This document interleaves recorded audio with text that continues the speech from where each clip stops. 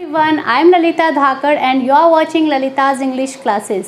आज हम spoken English structure का एक और स्ट्रक्चर सीखेंगे, क्योंकि अगर हमें स्ट्रक्चर पता होंगे तो इंग्लिश हम अच्छे से बोल पाएंगे, इंग्लिश हम अच्छे से समझ पाएंगे और इंग्लिश हम अच्छे से लिख भी पाएंगे। तो आइए आज सेशन शुरू करते हैं, पर वीडियो को आप पूरा ज़रूर देखें ताकि पूरा का पूरा जो स्ट्रक्चर है वो आपको अच्छे से समझ में आ जाए। तो ये जो स्ट्रक्चर है वो है सब्जेक्ट और ऑब्जेक्ट। ये तो मैंने आपको पहले भी बताया कि आपको इसका ध्यान नहीं रखना है, ये तो एक सेंटेंस अगर हम बनाएंगे तो उसमें हमें लिखना ही पड़ेगा। तो सब्जेक्ट ऑब्जेक्ट की बात छोड़ देते हैं, हम बात करते हैं मेन जो हमारा स्ट्रक्चर है उसकी। Is are am about to और वर्ब की first form. Is are am about to verb की फर्स्ट फॉर्म, ये एक स्ट्रक्चर है जो बहुत ज़्यादा बोला जाता है और प्रयोग में लाया जाता है।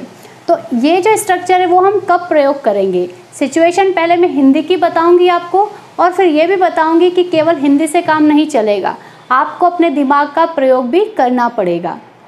तो पहचान जो है वो है कोई काम करने ही वाला है, करने ही वाली है, करने ही वाले हैं, करने ही वाला हूँ। अगर हम निकालें, अगर पीछे का हम देखें अगर पहचान, तो शब्द आ रहे हैं वर्ब के साथ जुड़ा हुआ, कुछ ना कुछ वर्ब होगी, जैसे पढ़ने ही वाला है, दौड़ने ही वाला है, जाने ही वाला है। तो दौड़ना, जाना, आना, खाना, पीना, ये वर्ब होती है क्रिया। इसके साथ शब्द जुड़ा है ने, और उसके बाद जो शब्द हैं वो है ही वाला है, ही वाली है वाले हैं, इस टाइप से शब्द रहेंगे। लेकिन आप एक बात ध्यान रखें कि हिंदी से इंग्लिश बिल्कुल नहीं बनी है, क्योंकि एक और जो स्ट्रक्चर है वो बनता है इसमें, is are am going to verb की फर्स्ट फॉर्म वाला, उसकी भी जो हिंदी होती है वो वाला है, वाली है, वो ही होती है। अब उसमें और इसमें आप कंफ्यूज हो जाएंगे फिर। तो आप एक बात ध्यान रखिए, ये जो is are am about to होता है वो अर्जेंसी दिखाता है, मतलब अगर कोई काम आप अभी तुरंत करने ही वाले, जैसे अभी थोड़े टाइम बाद मैं कहूँ मैं पढ़ाकर मैं खाना बनाने ही वाली हूँ, मैं वहाँ जाने ही वाली हूँ, वह यह काम करने ही वाला है, मेहमान बस आने ही वाले हैं। हम कहते हैं ना, बहुत बार ऐसे शब्दों का उपयोग करते हैं, हम सेंटेंस का उपयोग करते हैं, तो तब वहाँ इस is are am about to का आपको यूज़ करना है। हिंदी भी आप समझ लें, लेकिन सिचुएशन के अकॉर्डिंग भी ध्यान रखें। तो अब हम सेंटेंस लेंगे।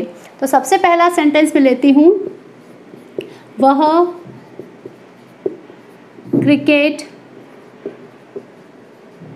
देखने ही वाला है।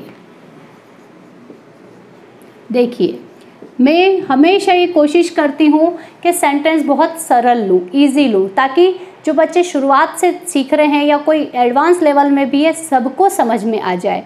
नहीं तो जिन बच्चों को नहीं समझ में आता है, शुरुआती जो लेवल के होते हैं, वो फिर घबरा जाते हैं टफ सेंटेंस देख के, क्योंकि वर्ब भी याद नहीं होती है जनरली बच्चों को।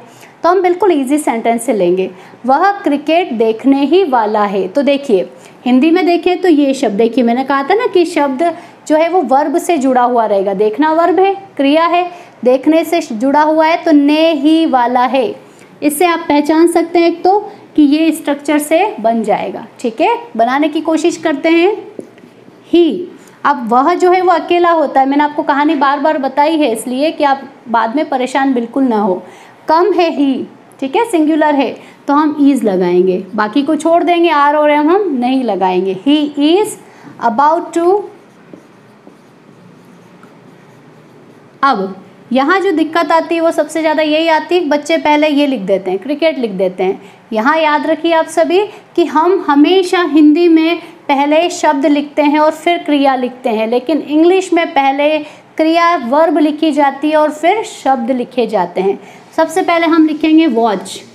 वॉच क्यों लिखा है? देखने के लिए तो सी भी आता है, लुक भी आता है, वॉच भी आता है। तो मैंने यहाँ वॉच इसलिए लिखा है क्योंकि क्रिकेट देखने की बात हो रही है, मूवमेंट, गति की बात होगी। क्रिकेट चलता हुआ ही दिखेंगे, देखेंगे हम सभी, मैच चलेगा, सब दौड़ते हुए रहेंगे, उसमें गति है। तो गति जब देखते हैं तो हम वॉच का इस्तेमाल करते हैं, और बाद में हम लगा देंगे क्रिकेट, क्योंकि इंग्लिश में और हिंदी में दोनों में क्रिकेट ही होगा। तो देखिए, he is about to watch cricket. Next sentence, वे बाहर जाने ही वाले हैं, मतलब अर्जेंसी दिखाई दे रही होगी आपको। एक तो ने वाले हैं शब्द आ रहा है, ने ही वाले हैं, और ऐसा लग रहा है कि वे बाहर अभी तो यहीं है, लेकिन अभी बस जस्ट वो निकलने ही वाले हैं, तो वे बाहर जाने ही वाले हैं। वे के लिए हम लगाएंगे दे। अब वे, वह तो एक था लेकिन वे ज़्यादा होते हैं, ठीक है, प्लूरल होते हैं, बहुवचन। तो अब हमें एम तो लगता ही नहीं है, एम तो केवल आई के साथ लगता है, मे के साथ। अब आर लगेगा यहाँ बिना एस वाला, दे आ, इसको आ र नहीं पढ़ेंगे, ठीक है, दे आ, मुँह आ खोलेंगे, र बोलेंगे नहीं। दे आ अबाउट टू। अब पहले जाना आएगा, वर्ब आएगी और फिर बाहर शब्द आएगा। तो जाने के लिए हम लिखेंगे गो, और बाहर के लिए आप आउट भी लिख सकते हैं या फिर आउटसाइड। वैसे ये वाला ज़्यादा अच्छा लगता है आउटसाइड वाला बोलने में। They are about to go out या आउटसाइड। तो आज हमने इस is are am about to first form verb की को सीखा। आप इसके बहुत सारे सेंटेंसेस बनाएं और कमेंट बॉक्स में भी आप लिखें, और कोई मिस्टेक होगी तो मैं इसको सही ज़रूर कर दूंगी।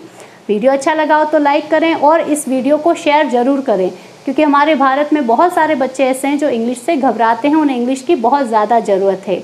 और आप सब्सक्राइब भी ज़रूर करें। Thank you so much.